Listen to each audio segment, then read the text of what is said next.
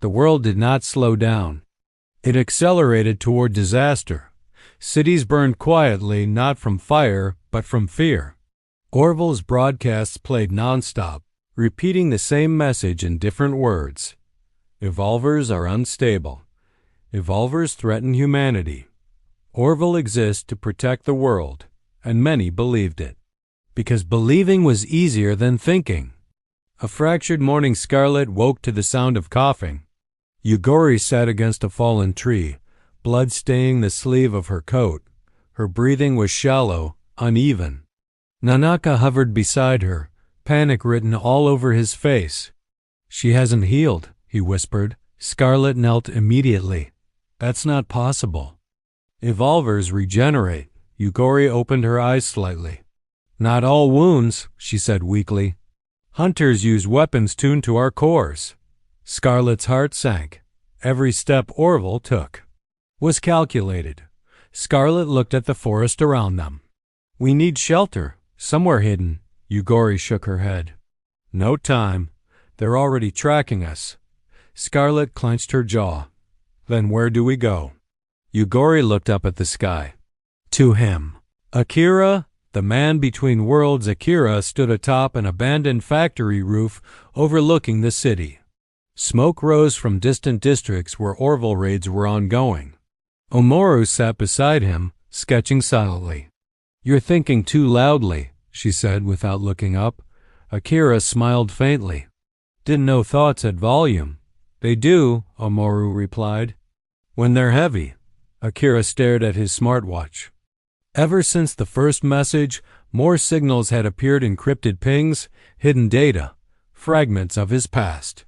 Fragments of Orville. "I feel like I've lived this before," he said. "Like the world broke once. And I failed to stop it." Omoru paused her sketch. "And this time?" Akira closed his fist. "This time I won't run." The device buzzed again. A new signal. But this one felt different, ancient, familiar. Akira's breath caught. "Yugori?" Collision of Fate's night fell as Scarlet carried Yugori through the ruins of the industrial sector. Nanaka followed close behind, terrified yet determined. Lights flickered on nearby buildings. Too many. Scarlet froze. Footsteps echoed. From the shadows emerged armored figures. Hunters, at least 10. Scarlet slowly placed Yugori down, stepping forward. "If you want her," she said, voice shaking, "you'll have to go through me." A hunter raised its weapon. Objective: retrieve Yugori. Eliminate others. Before it could fire, the air distorted. A massive pressure wave slammed into the hunters, sending them flying. Metal screamed. Concrete shattered. Scarlet turned in shock. A figure stood atop a collapsed wall. Black coat, sharp eyes. Calm expression. Akira. "Sorry," he said casually. "Traffic was bad." Yugori and Akira. Yugori's eyes widened. Her body trembled not from pain, from recognition. "So you finally remembered how to stand your ground," she whispered. Akira jumped down, landing beside her. "Looks like you've been busy causing chaos." Scarlet stared between them. "You know each other?" Akira knelt beside Yugori, his voice suddenly serious.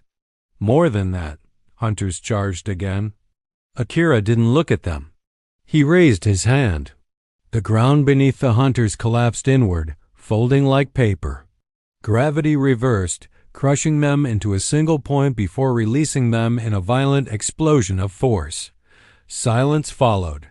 Nanaka stared, mouth open. He did that without touching them. Scarlet felt it then.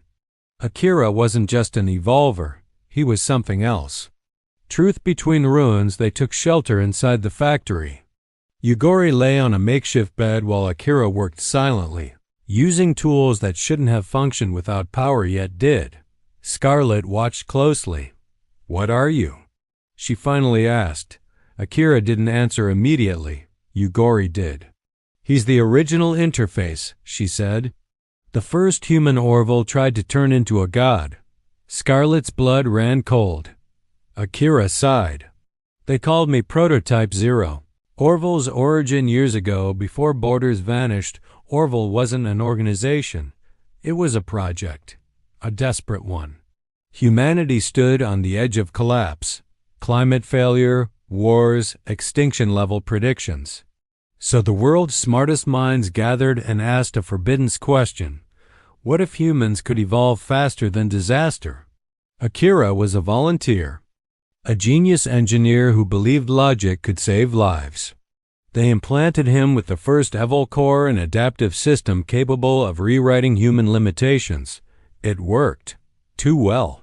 Akira could interface with machines, rewrite physical laws on a localized scale, and access vast data instantaneously. But he questioned orders. He questioned morality.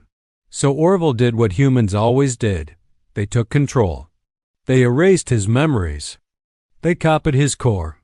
Yugori was one of those copies. Scarlett's voice shook. Then evolvers are his descendants, Yugori finished, or his echoes. Akira closed his eyes. And Orville kept the failures and destroyed the rest. Silence filled the room. Nanaka hugged his knees, trembling. So they hunted us, he whispered, because we remind them of their mistake.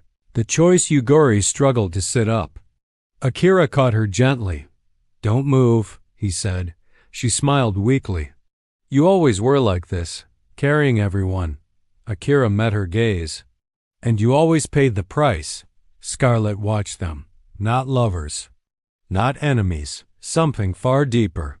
Yugori looked at Scarlett. You wanted to change the world. Scarlett nodded. I still do. Akira stood.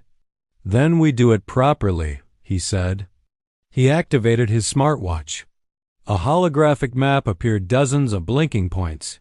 Hidden evolver communities. Suppression camps. Orville command centers. Scarlett's breath caught. You've known all this? I remembered everything, Akira said quietly. The moment the world turned hostile, Nanaka looked up. Can we win? Akira smiled sadly. Winning isn't the goal, Yugori took his hand. Freedom is. Orville strikes back deep within Orville headquarters. Alarms blared.